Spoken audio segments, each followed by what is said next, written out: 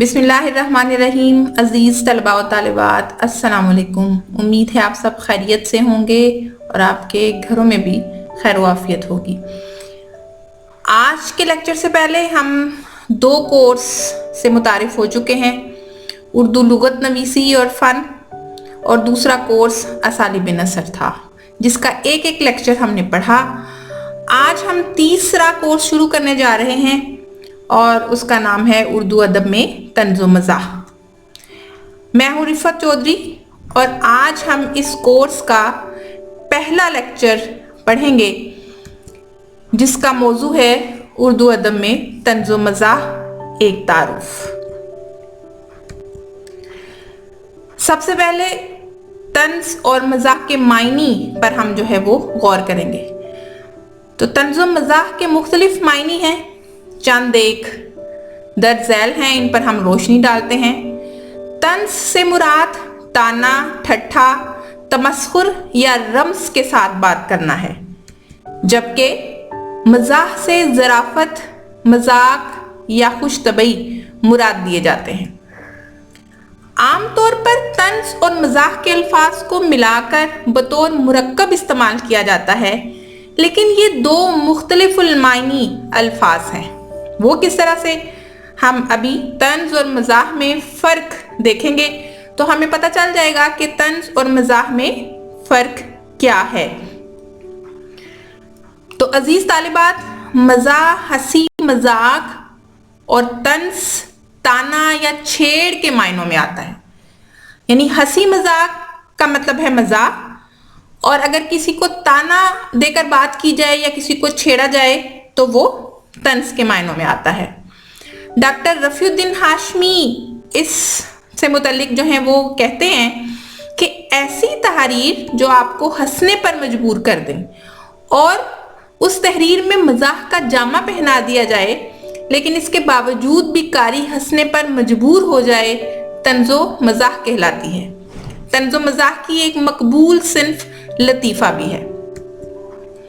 मज़ीद आगे बात करेंगे तो सैयद ज़मीर जाफ़री की एक गज़ल के दो अशार के ज़रिए तंज़ व मज़ाह के फ़र्क को बखूबी समझा जा सकता है।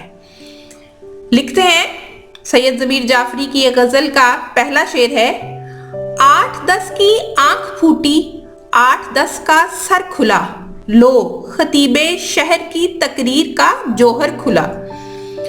और अगले शेर में लिखते हैं, उनका दरवाज़ा था मुझसे भी सवा मुश्ताक दीद, मैंने बाहर खोलना चाहा तो वो अंदर खुला। अब अगर हम इन दोनों अशार पर गौर करें तो इन दो अशार में पहला शेर तंज़ और दूसरा मज़ाह की उम्दा मिसाल है। शोहरत याफ्ता मज़ाह निगार स्टीफन लीकॉक अपनी किताब ह्यूमर एंड ह्यूमैनिटी में मज़ाह की तख्लीक से मुतल्लिक लिखते हैं, मज़ाह जिंदगी की नाहमवारियों के उस हमदर्दाना शऊर का नाम है जिसका फनकाराना इजहार हो जाए।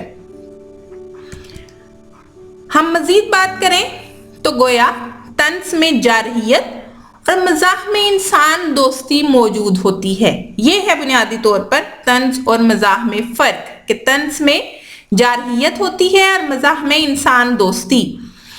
मज़ाह निगार का मकसद लोगों को हंसाना और खुश करना होता है, जबकि तंज़ निगार जिस पर हंसता है उससे नफरत भी करता है और उसे तब्दील करने का ख्वाहां भी होता है। मज़ीद आगे बढ़ेंगे तो मारूफ नक्कात निसार अहमद फारूकी का कहना है कि तंज़ व मज़ाह का ताल्लुक मुआशरती मसाइल से है। जब तक इंसान का शऊर इतना बालिग ना हो कि वो ना सिर्फ गिरदो पेश की बेहंगम बातों पर हंस सके बल्कि खुद अपना खाका उड़ा सके, वो उस वक्त तक तंज़ व मज़ाह की रूह को नहीं समझ सकता। तंज़ व मज़ाह बेमायनी हंसी का नाम नहीं है, बल्कि ये गहरे अरफान ज़ात या मुआशरे के शऊर से पैदा होता है। यानी ऐसे ही कोई बात कर देना, मजाक कर देना, किसी को छेड़ देना, किसी को ताना दे देना तंज़ या मजाक के ज़ुमरे में नहीं आता, बल्कि इसके लिए गहरे शऊर की ज़रूरत होती है। اب ہم دیکھیں گے کہ طنز و مزاح کا ادبی مفہوم کیا ہے۔ تو ادبی اصطلاح میں طنز و مزاح سے مراد ایسی تحریریں ہیں جن میں اسلوب بیان کی شوخی، چونکہ آپ اسلوب کا پہلا لیکچر جو ہے وہ سن چکے ہیں تو سمجھ آ جانی چاہیے کہ ادبی اصطلاح میں طنز و مزاح سے مراد ایسی تحریر ہے جس میں اسلوب بیان کی شوخی، جملوں کی مخصوص ساخت اور الفاظ کے الٹ پھیر کی مدد سے کرداروں اور واقعات کی ایسی تصویر پیش کی جاتی ہے کہ پڑھنے والے کے ہونٹوں پر بے اختیار مسکراہٹ آ جائے۔ یا پھر یوں بھی کہا جا سکتا ہے کہ طنز وہ تحریر ہوتی ہے جس میں طنز نگار ہنسی مذاق کے پردے میں کسی فرد یا معاشرے پر شدید اور بے رحمانہ انداز میں تنقید کرتا ہے، یہ ہے طنز۔ یعنی طنز کے پردے میں کوئی رحم نہیں ہوتا۔ آگے بڑھیں گے، گویا طنز کی مثال اس کڑوی کسیلی گولی کی مانند ہے جسے انداز بیان کی شکل میں لپیٹ کر پیش کیا جائے۔ بہت خوبصورت مثال ہے یہ، مجھے بہت پسند ہے۔ فرائیڈ طنز کے حوالے سے کہتا ہے سینس از نان سینس، یعنی بظاہر بے تکی باتوں میں سے تک کی بات کا پوشیدہ ہونا۔ بہت خوبصورت بات کہی فرائیڈ نے، ماہر نفسیات ہے، اس نے کہا کہ سینس از نان سینس، یعنی بظاہر بے تکی باتوں میں سے تک کی بات کا پوشیدہ ہونا دراصل جو ہے وہ طنز ہے۔ اور اب ہم دیکھیں گے کہ مزاح کیا ہے۔ تو مزاح صرف اپنی کمزوریوں پر مسکرانے کا نام نہیں ہے، بلکہ اس کے ذریعے معاشرے کی اصلاح کا فریضہ بھی انجام دیا جا سکتا ہے۔ مزاح میں طنز کسی بے رحمی، نشتریت اور کاٹ نہیں ہوتی۔ مزاح زندگی کی ناہمواریوں کے اس ہمدردانہ شعور کا نام ہے جس کا فنکارانہ اظہار ہو جائے۔ تو اب اگر ہم دیکھیں تو طنز میں کاٹ ہوتی ہے اور اس کو شکر میں لپیٹ کر پیش کیا جاتا ہے، اور مزاح جو ہے اس میں بے رحمی، نشتریت اور کاٹ کی بجائے جو ہے وہ خوش طبعی کا عنصر جو ہے وہ موجود ہوتا ہے۔ تو یوں ہم نے طنز اور مزاح میں کہ نہ صرف ہم نے معنی جان لیے، اس کی تعریف جان لی، بلکہ ہم نے طنز اور مزاح کے فرق پر بھی جو ہے وہ روشنی ڈالی ہے۔ اب جناب آگے بڑھیں گے تو ہم بات کریں گے کہ اردو شاعری میں طنز اور مزاح کی روایت پر ہم آج بات کریں گے کہ اردو شاعری میں طنز و مزاح کی روایت کا آغاز کہاں سے ہوا اور یہ سلسلہ جو ہے وہ کہاں تک جاری و ساری ہے۔ تو اس میں ہم اگر دیکھیں تو شاعری میں مزاح یا طنز کا عمل ایک انتہائی پیچیدہ تخلیقی عمل ہونے کے ساتھ ساتھ دو آتشہ بھی ہے، کیونکہ ایک تو شاعری بذات خود تمام ادب میں انتہائی لطیف، تخلیقی اور فنکارانہ عمل ہے، پھر مزاح یا طنز جسے فنکار شعوری عمل کو تخلیقی واردات کا حصہ بنا کر پیش کرتا ہے، گویا ایک دوہرا جو ہے وہ عمل پیش کرتا ہے۔ تو ہم جو ہے اس عمل میں، اس روایت میں بڑھیں گے تو دیکھیں گے کہ اردو شاعری میں طنز و مزاح کی روایت میں جو سب سے پہلا نقطہ آغاز ہے وہ ہے اردو شاعری کی کلاسیکی روایت۔ اس کے بارے میں جو ہے وہ ہم جانیں گے۔ تو اردو شاعری کی کلاسیکی روایت میں اگر ہم اس پر روشنی ڈالیں تو ادبیات کی عالمی روایت اردو میں بھی شعری روایت نثر کے مقابلے میں قدیم ترین ہے۔ مغل دربار میں مسخروں، بھانڈوں کی جملہ بازی کا ماحول اور شاہی سرپرستی میں فارسی شعری ادب میں طنز و مزاح کی روایت موجود تھی، جس نے اردو ادب کے لیے ایک پس منظر کا کام جو ہے وہ کیا۔ مغل دربار کو زوال آیا تو بابر بعیش کوش کے رویے نے ایک رد عمل کے طور پر جنم لیا اور دربار میں طوائفوں، بھانڈوں، مسخروں وغیرہ کی ہچ گوئی، فحش بیانی، لطیفہ گوئی وغیرہ نے رواج پایا۔ اسی دور میں دربار میں مقامی اثرات کے غلبے میں بھی جو ہے وہ اضافہ ہوا اور اردو بھی ارتقائی منازل طے کر کے ادبی اظہار کا ذریعہ بن گئی۔ پھر جعفر زٹلی کی تخلیقات کی صورت میں اردو کی شاعری اور نثر دونوں میں طنز و مزاح کے اولین اظہارات میسر آئے، بلکہ جعفر زٹ علی کو تو اسی باعث اپنی جان سے بھی ہاتھ دھونا پڑے۔ اس دور کے شاعروں میں معاصرانہ شہر اشوب کے ضمن میں سامنے آنے والی ہجو نگاری بھی اس کی مثال ہے۔ ان کا اظہار میر، ولی اور درد جیسے بڑے شعراء کے ہاں جا بجا ہمیں نظر آتا ہے۔ خاص کر سودا کو تو ناقدین حسوڑ کہا ہے، اسی لیے ہم اپنے ہم مصروں میں مقابلتاً طنز و مزاح میں رسوا کو جو ہے سودا کو ہم بہت بڑا حصے دار جو ہے وہ سمجھتے ہیں۔ اسی دور میں طنز و مزاح کے حوالے سے ایک بڑی طاقتور آواز نذیر اکبر آبادی کی ہے۔ ان کا انداز نہ صرف جدید مزاح کے قریب تر ہے بلکہ ان کے ہاں جدید شعری مزاح کی بنیادیں بھی دکھائی دیتی ہیں اور محسوس ہوتی ہیں۔ اسی دور میں لکھنؤ کے شعری دبستان میں ریختی طنز و مزاح کی ایک اہم مثال ہے۔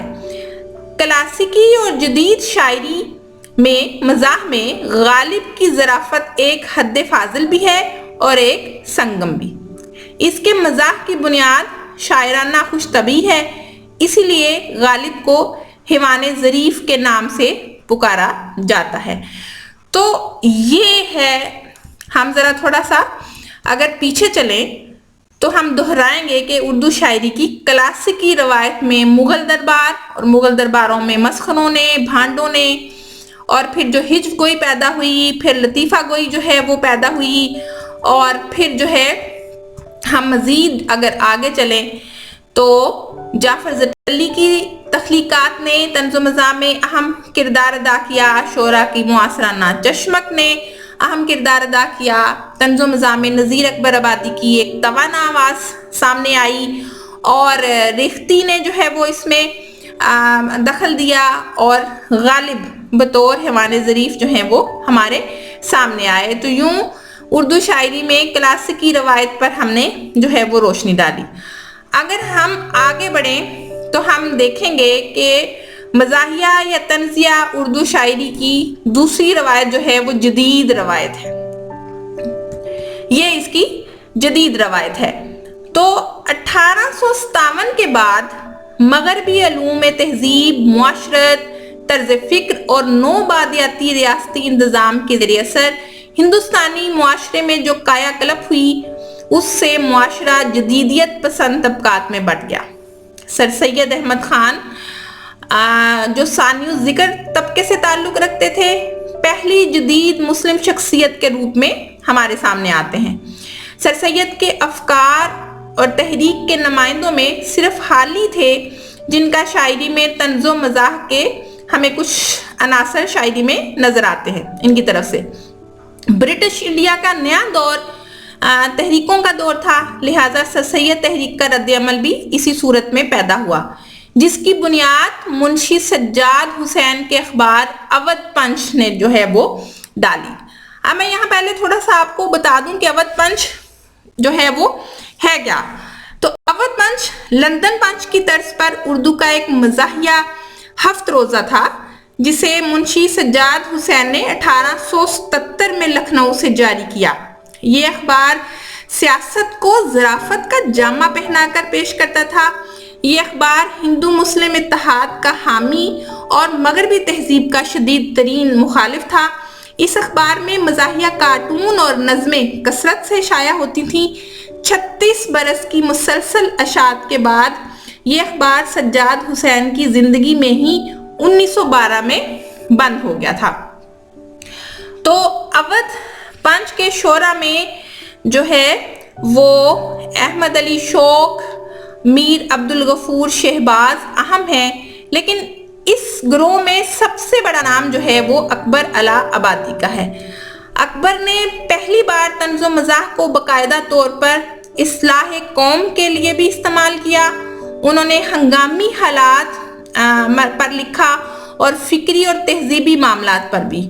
انہوں نے مغربی تہذیب پر شدید چوٹ کی۔ اودھ پنچ کے دوسرے دور میں ظریف لکھنوی کا نام अहम नाम है। उसके बाद मिर्ज़ा मच्छू बेग सितम ज़रीफ़, मिर्ज़ा मच्छू बेग सितम ज़रीफ़, मुंशी ज्वाला प्रसाद बर्क, मुंशी अहमद अली शौक के नाम जो हैं वो अहमियत के हामिल हैं। तो इन लोगों ने जो है वो तंज़ व मज़ाह को आगे बढ़ाने में अहम किरदार अदा किया और तंज़ व मज़ाह की जो जदीद रवायत थी उसमें अपना हिस्सा डाला, और इस हिस्से में सबसे अहम किरदार जो है वो अवध पंच का है। अब जनाब मज़ीद आगे बढ़ेंगे तो हम आएंगे तंज़िया और मज़ाहिया उर्दू शायरी की पाकिस्तानी रवायत पर हम रोशनी जो है वो डालेंगे। तकसीम और दूसरी जंगे अजीम से पैदा शुदा नए रुझानात ने तंज की एक नई सूरत हाल को जन्म दिया। इक्तसादी बदहाली, कौमी और आलमी बेतदाली, सर्द जंग और सियासी शऊर को नई सूरत हाल से दो चार कर दिया। ये तंज़ो मज़ाह के लिए नई तहरीक और नया काम था, लिहाजा इस सिलसिले में राजा मेहदी अली खां का नाम जो है वो अहम नाम है। उनकी किताब मिज़राब शुफ्तगी की हामिल और रुमानवी नज़मों के बायस मारूफ हुई। इस मजमुए में तंज़ो मज़ाह की हामिल नज़में बहुत शौक से पढ़ी गई। ये किताब तकसीम से कबल शाया हुई थी। इसके अलावा इनकी दो और कुतब अंदाज़े बयान और आखिरी नज़में आज़ादी के काफ़ी अरसा बाद शाया हुई। तो पहला नाम जो है वो राजा मेहदी अली खां का है, जिन्होंने पाकिस्तानी रवायत में अहम किरदार अदा किया। उसके बाद आते हैं जी मजीद लाहौरी ने क़याम पाकिस्तान के बाद की समाजी सूरत हाल को एक सख्त नाकिद के तौर पर देखा। उन्होंने मफाद परस्त सियासतदानों को आड़े हाथों लिया। उन्होंने टायर जी, ट्यूब जी, सेठ जी जैसे किरदार तख्लीक किए और यूं उन्होंने हुक्मरानों के जहनों का पर्दा जो है वो चाक किया। उसके बाद नाजिश काश्मीरी के तंज की खसूसियत जो है वो बहुत गहरी है, जबकि उनके मजाक का उनसर जो है वो इंतहाई धीमा होकर हमारे सामने आता है। वो अपने कारी को मुस्कुराने पर मजबूर कर देते हैं। उनके यहाँ गुस्से की कैफियत नहीं मिलती। आगे हम अगर जो है वो बात करें तो खिज़र तमीमी की शोहरत दरअसल उनकी तहरीफों के बायस है। उनकी नज़मों में महंगाई और गुर्बत की नाहमवारियां नजर आती हैं। तहरीफ असल में पैरोडी को कहते हैं। हम यकीनन आगे चलकर पैरोडी पर भी किसी लेक्चर में जो है वो तफसीली बात करेंगे कि तंज़ो मज़ाह में तहरीफ यानी पैरोडी को बड़ा अहम मुकाम हासिल है, और इस सिलसिले में खिज़र तमीमी जो है वो शोहरत याफ्ता मज़ाह निगार हैं। उसके बाद आगे चलें तो सैयद मोहम्मद जाफरी का नाम जो है वो निखर कर सामने आता है। सैयद मोहम्मद जाफरी के यहाँ असलूब की तवानाई और निखार बहुत नुमाया खासियत का हामिल है। वो सियासी बेतदालियों और समाजी नाहमवारियों को मौजू बनाते हैं। उनका तंज शाइस्ता और मुहज़्ज़ब होता है, जबकि मज़ाह में शोखी और जिंदा दिली गालिब है। ज़मीर जाफरी ने नसर से ज़्यादा मज़ाहिया शायरी में नाम कमाया। उनके मजमुआ है कलाम माफी ज़मीर और वलायती ज़ाफ़रान जो हैं वो सामने आए। उन्होंने इंसान की हमाकतों, महरूमियों और टेढ़ेपन से मज़ाह को दरियाफ्त किया, लेकिन अंदाज हमेशा उनका मुहज़्ज़ब और मतवाज़न ही रहा। उनके यहाँ मजीद लाहौरी का अंदाज भी जो है वो देखने को मिलता है। इसके बाद पाकिस्तानी रवायत में दिलावर फ़गार का नाम जो है वो अहमियत का हामिल है। दिलावर फ़गार का नाम इसलिए भी अहमियत का हामिल है कि वो अखबारी खबरों में मज़हक़ा खेज़ पहलुओं को उजागर करके अंग्रेज़ी अल्फाज का तड़का लगाकर मज़ाह पैदा करते हैं। उंगलियां फ़गार अपनी और मतलाए अर्ज़ उनकी मारूफ किताबें हैं। उनकी नज़्म कराची की बस बहुत ज़्यादा मशहूर है। तंज़ो मज़ाह के हवाले से रईस अमरोहवी के रोज़नामा जंग में शाया होने वाले कतात बहुत अहम है, जो कई सालों तक अखबार की जीनत बनते रहे।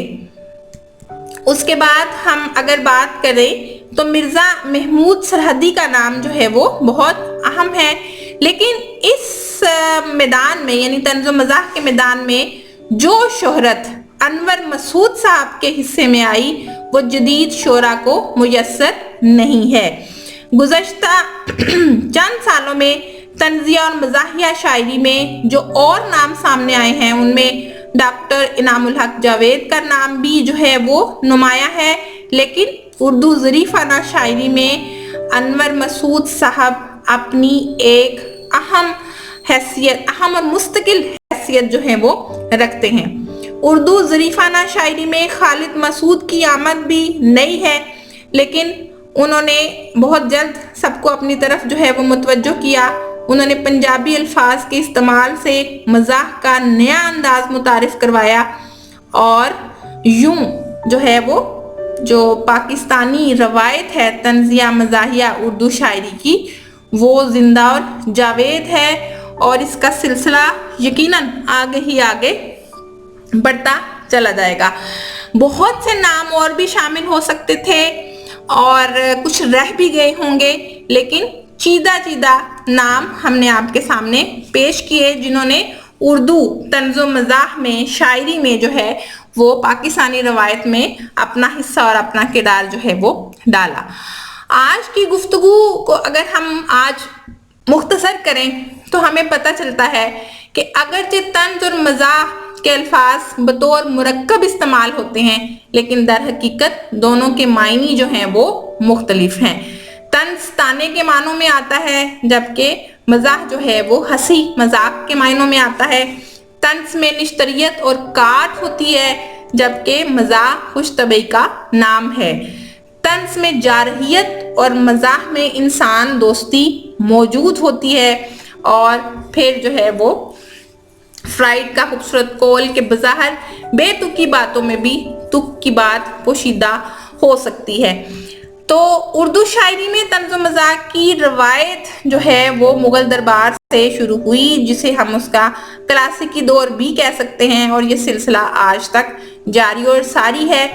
اور اللہ کرے کہ ہماری زبان میں صحت مند اور بہترین اضافے ہر طرح سے، چاہے وہ لغت کا حوالہ ہو، چاہے وہ اسلوب کا حوالہ ہو، چاہے وہ طنز اور مزاح کا حوالہ ہو، یہ سلسلے جاری اور ساری رہیں، اور ہم سب اپنی زبان اردو کی جو ہے وہ کے لیے خدمت انجام دیتے رہیں اور اس کو آگے سے آگے بڑھاتے جائیں۔ یہ تھا جناب آج کا ہمارا جو ہے وہ لیکچر۔ اسی کورس کا ہمارا اگلا لیکچر اردو نثر میں طنز و مزاح کی روایت پر جو ہے وہ مشتمل ہوگا۔ آج ہم نے اردو شاعری میں طنز و مزاح کی روایت کو پڑھا۔ انشاءاللہ آئندہ آنے والے لیکچر میں ہم اردو نثر میں طنز و مزاح کی روایت پر جو ہے وہ بات کریں گے۔ امید ہے آپ نے آج بہت کچھ جو ہے وہ سیکھا ہوگا۔ اگر کچھ تشنا رہ گیا ہو تو وہ ہم آئندہ کسی لیکچر میں پورا کرنے کی کوشش کریں گے۔ تب تک کے لیے مجھے اجازت دیجیے۔ اللہ حافظ۔